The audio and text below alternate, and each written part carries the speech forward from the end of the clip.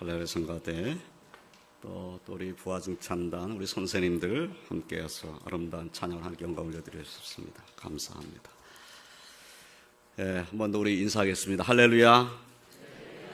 서로 인사하겠습니다. 예수님께서 다시 살아나셨습니다. 예수님께서 사망 권세를 깨뜨리시고 다시 살아나셨습니다. 오늘 부활절을 맞아서 온 가족 한마음 예배로 하나님 앞에 부활하신 주님 앞에 우리 왕독교 모든 권속들이 모였습니다. 오늘 예배드리는 저와 성도들에게 하나님 주시는 은혜와 평강이 그리고 소망이 넘치시기를 주님의 이름으로 축원드립니다. 사도 바울께서는 고린도전서 15장 16절로 20절에 이렇게 말씀하셨어요.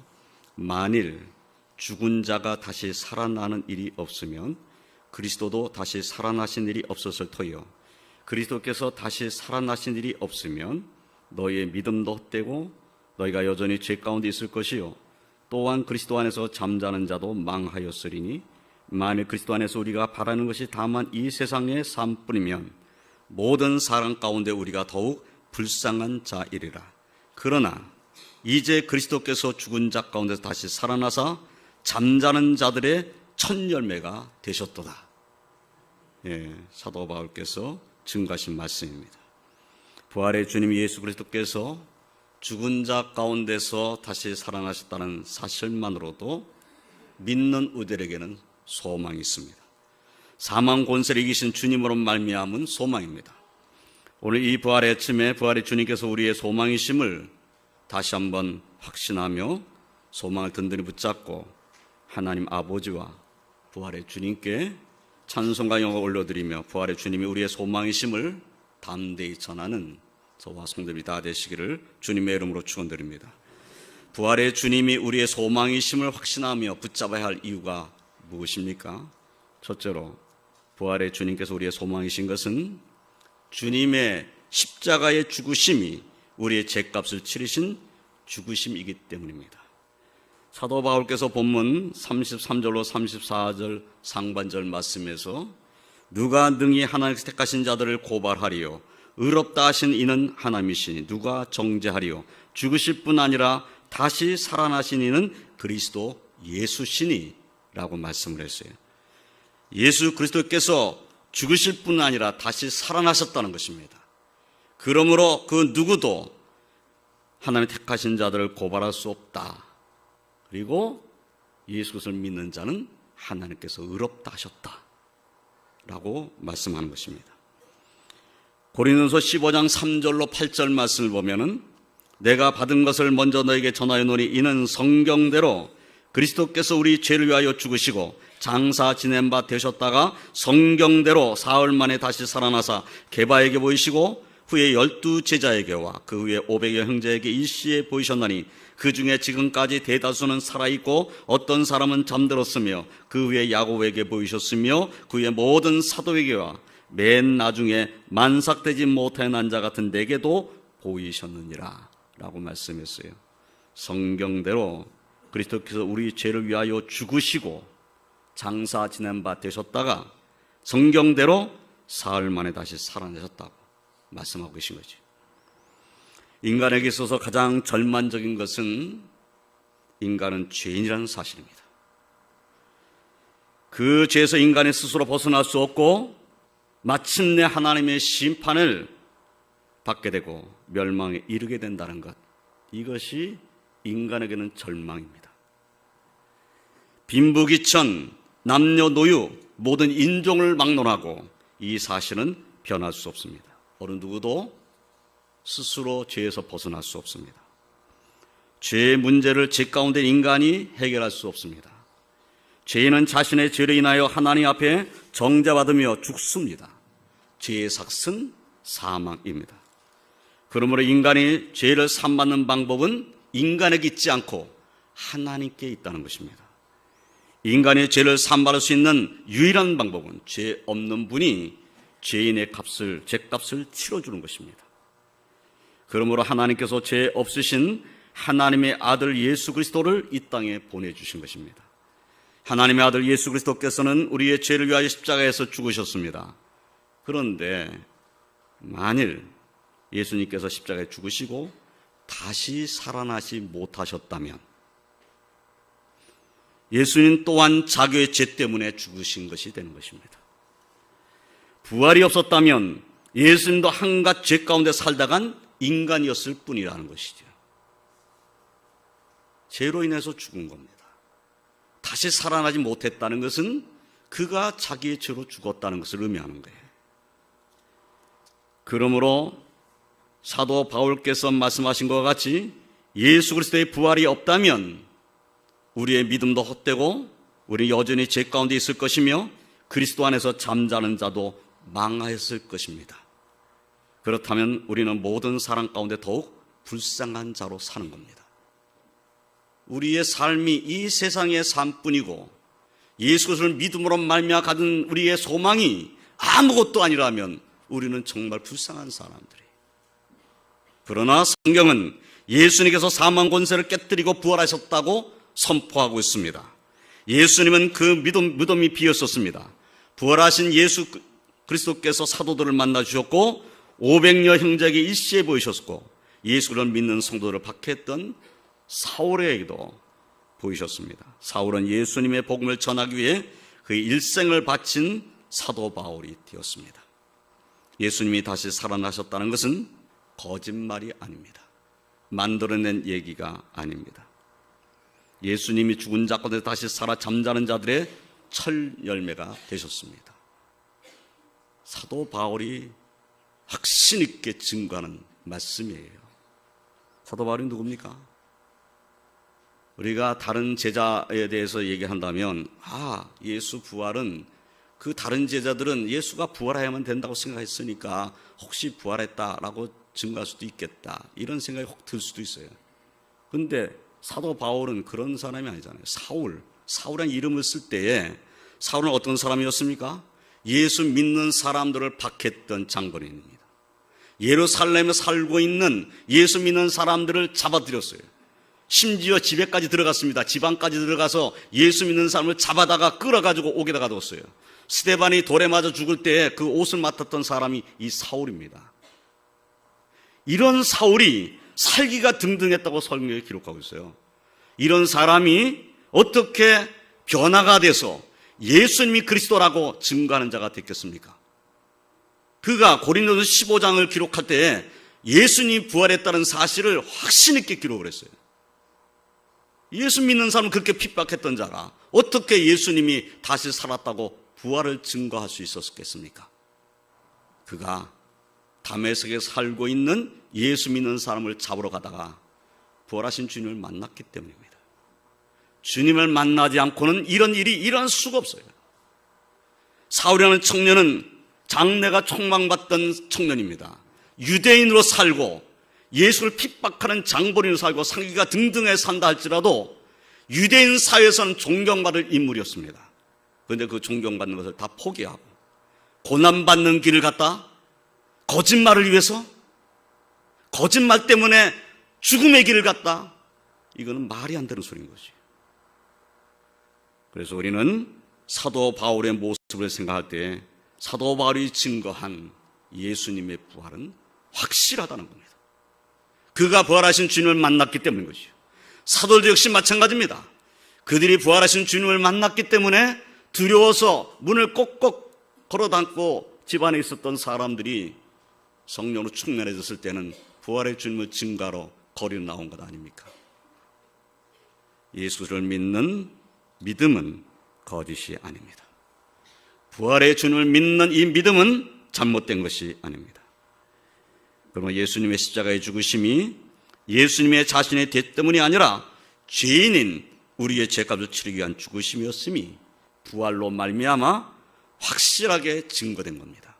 그래서 부활은 예수님의 십자가의 죽으심이 자신의 죄 때문이 아니라 죄인인 우리의 죄값을 치르시기 위한 죽음이었다 라는 것이 부활로 증명되는 것입니다. 이 사실을 확신하며 영원한 하나님 나라의 소망을 든든히 붙잡고 부활하여 살아계신 주님을 믿는 믿음으로 승리하는 우리 광덕교회 모든 권속들이 되시기를 주님의 이름으로 축원드립니다. 두 번째로 부활의 주님께서 우리의 소망이신 것은 부활하신 주님이 승천하셔서 우리 위해서 간구하시기 때문입니다. 사도 바울께서는 본문 34절에서 누가 정죄하리요 죽으실 뿐 아니라 다시 살아나시는 그리스도 예수시니 그는 하나님 우편에 계신 자요 우리를 위하여 간구하시는 자신이라 라고 말씀하셨습니다. 부활하신 주님께서는 40일간 제자들에게 보이셨어요. 부활하셔서 40일 동안 제자들과 함께 있으면서 하나님 나라의 일을 말씀하셨습니다. 그리고 제자들이 보는 앞에서 승천하셨습니다. 마가는 마가복음 16장 19절에서 주 예수께서 말씀을 마치신 후에 하늘로 올려지사 하나님 우편에 앉으시니라 라고 기록을 했습니다. 누가는 누가복음 24장 50절로 53절에 예수께서 그들을 데리고 베다니 앞까지 나가사 손을 들어 그들에게 축복하시더니 축복하실 때 그들을 떠나 하늘로 올려지시니 그들이 그에게 경배하고 큰 기쁨으로 예루살렘에 돌아가 늘 성전에서 하나님을 찬송하니라 라고 기록했습니다. 사도행전에서 누가는 사도행 1장 8절로 11절에 오직 성령이 너희에게 임하시면 너희가 권능을 받고 예루살렘과 온 유대와 사마리아와 땅 끝까지 이르러 내 증인이 되리라 하시니라. 이 말씀을 마치시고 그들이 보는데 올려져 가시니 구름이 그를 가리어 보이지 않게 하더라. 올라가실 때 제자들이 자세히 하늘을 쳐다보고 있는데 흰옷 입은 두 사람이 그들 곁에 서서 이르되 갈릴리 사람들아 어찌하여 서서 하늘을 쳐다보느냐. 너희 가운데서 하늘로 올려주신 이 예수는 하늘로 가심을 본 그대로 오시리라 하였느니라 라고 말씀하고 있습니다. 부활의 주님은 승천하셨습니다. 그 승천하신 주님은 지금 하나님 우편에 계시고 우리를 위해서 간구하십니다. 우리를 위해서 하나님 우편에서 친히 간구하고 계신 분이 우리 주님 예수 그리스도이심을 확신하시길 주님의 이름으로 축원드립니다. 히브리서 4장 14절로 15절 말씀도 보면 그러므로 우리에게 큰 대제사장이 계시니 승천하시니 곧 하나님의 아들 예수시라. 우리가 믿는 도리를 굳게 잡을지어다. 우리에게 있는 대제사장은 우리의 연약함을 동정하지 못하실 리가 아니요 모든 일에 우리와 똑같이 시험을 받으시니로되 죄는 없으시니라 라고 말씀을 했습니다. 부활하신 주님은 우리의 연약함을 아시는 분이십니다.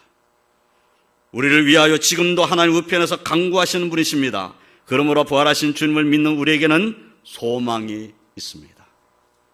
부활하신 주님이 나를 위해 기도하신다는 확신과 소망을 가지고 세상에서 승리하는 축복의 성도들이 되시기를 주님의 이름으로 축원드립니다.